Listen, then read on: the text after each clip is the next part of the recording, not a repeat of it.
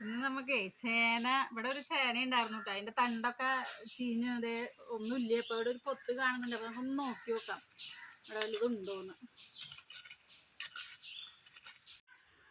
ഇവിടെ അത്യാവശ്യം വലിപ്പമുള്ള ഇതുണ്ട് കേട്ടോ. ഞാൻ വലിയ കൈക്കോട്ട് എടുത്തു, ചെറുതോട്ട് പറ്റുന്നുണ്ടായില്ലേ.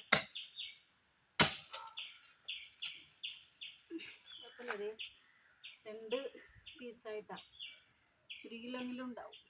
വേണ്ടല്ലേ, ചെറുതും ഉണ്ട്. ഇത് കഴിഞ്ഞതിൻ്റെ മുന്നത്തെ കൊല്ലം നട്ടാ കേട്ടോ. ഇപ്പോഴത് ഈ കൊല്ലം വന്നപ്പോൾ ഞാൻ അതിന് കുറച്ച് ചാണകവും ഇതൊക്കെ ഇട്ട് കൊടുത്തിരുന്നു. വലിയ കുഴപ്പമില്ലാത്തൊരു 1.5 കിലോ ചേന ഉണ്ടാവും. അടിപൊളിയല്ലേ.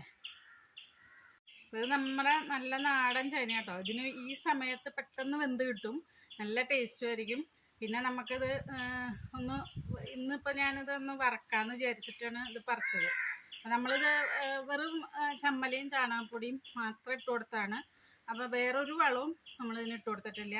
ഇത് പഴയത് കിടന്നിരുന്ന് മുളച്ച് വന്നതിൽ ഞാൻ കുറച്ച് വളമൊക്കെ ഇട്ട് കൊടുത്തതാണ്. അപ്പോൾ നമുക്ക് ഇത്രയും കിട്ടി. അപ്പോൾ നമ്മൾ ശരിക്കും കൃഷി ചെയ്യുകയാണെങ്കിൽ നല്ല വലിയ ചേന കിട്ടും.